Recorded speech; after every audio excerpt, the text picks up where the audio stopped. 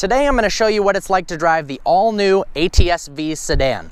This is a competitor to the BMW M3 and C63, and it actually deserves to be in the ranks with some of the best four-door sedans, sports sedans ever created. I love the way it looks all around. The side's a little bit boring, but the front, with the carbon fiber hood and the carbon fiber front splitter, looks absolutely aggressive. Let's walk around to the interior. Now, room for the rear passengers is actually quite good. You've got an excellent amount of headroom, and legroom is plentiful as well. It's definitely competitive in its segment in terms of space and comfort for the passengers. Hop on into the inside. Got nice welcoming graphics. Start it up, push button start. Right off the bat, you notice the steering wheel is of the perfect diameter, and the Alcantara wrapping gives you great grip. The paddles are in a fantastic location. I like the way they're chromed. There's two transmission options. You've got the 8-speed automatic, which is offered here, and a 6-speed standard manual transmission. I'd probably opt for the 6-speed manual. As I'll talk in a bit, the paddles tend to lag a little bit. I'm not a huge fan of the instrument cluster here. It looks pretty outdated, especially with some of the new full digital instrument clusters. This infotainment screen is somewhat easy to use. However, the buttons can be a little annoying because they are touchscreen. But one of my favorite features is the performance data recorder. We don't have an SD card inserted, but you can record what's going on ahead of you using the front camera and then look back at it later with speed, gear, lateral Gs, and stuff like that. When you put it in reverse, it automatically activates the backup camera.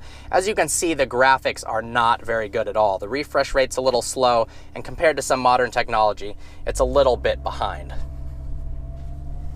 It's rush hour traffic right now, so I thought I'd do a city point of view drive as opposed to more of a performance-oriented one. Obviously, you know that the ATS-V is a high-performance sedan, and in the review that will be coming out very shortly from us, we'll give you a lot more features and a lot more info on what it's like to drive, and I'll give you a hint. It's absolutely awesome.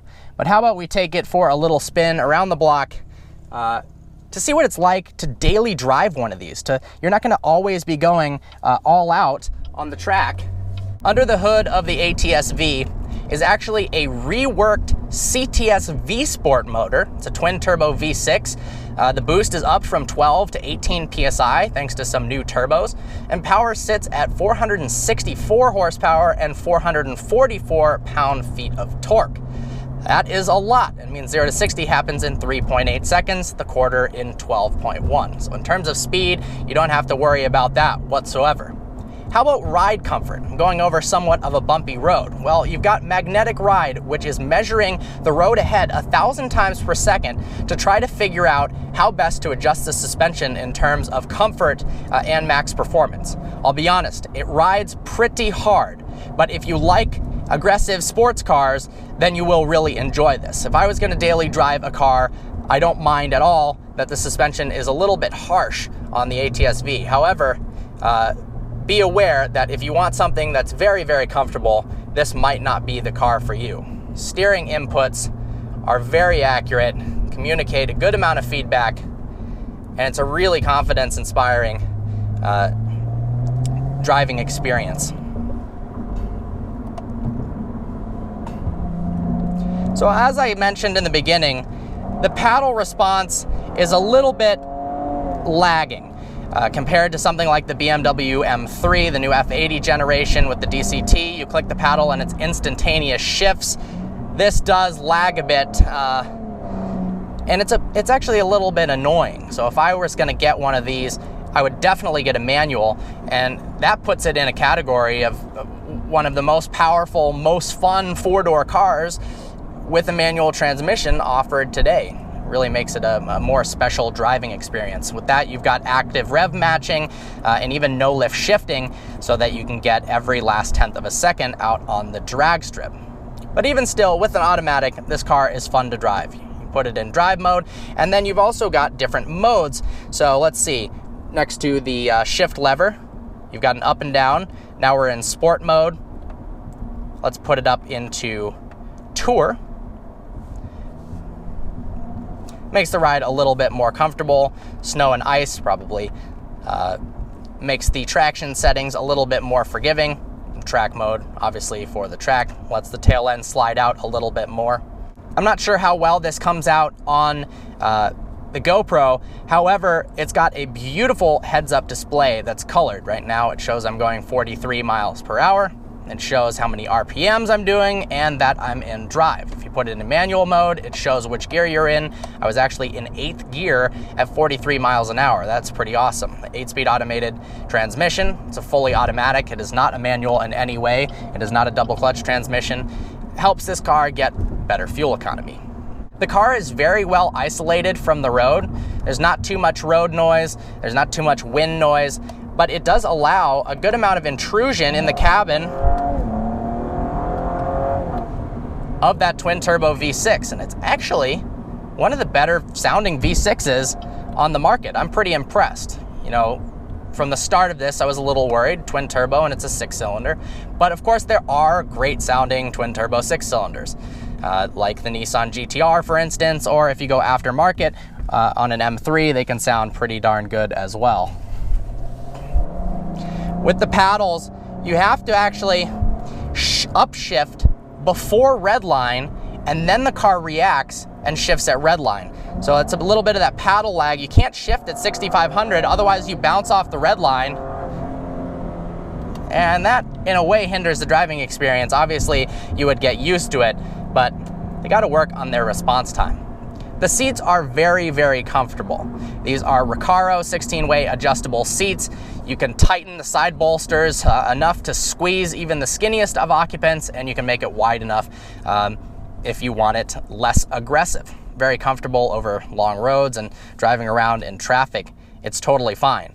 Now, because this car is turbocharged, it does suffer actually from a tiny hint of turbo lag, something that's not really present in something like a BMW M3. But because of that, it actually makes lower speed driving more practical and more comfortable. Because the turbos haven't kicked in, it's not as touchy, and it really feels like a very, very easy car to drive, something that anybody could drive normally. And if you don't press the gas more than a third of the way or half the way, you wouldn't know that this is a quick sports car.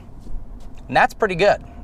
On the side, you've got an awesome collision avoidance indicator. Right there, it lights up in yellow in my side view mirror to let me know that there was someone in my blind spot. That's come in handy a few times and is a great new technology that manufacturers are adding to cars. Visibility is great in this car, even over your shoulder on the right, the rear view visibility, as well as the frontal visibility.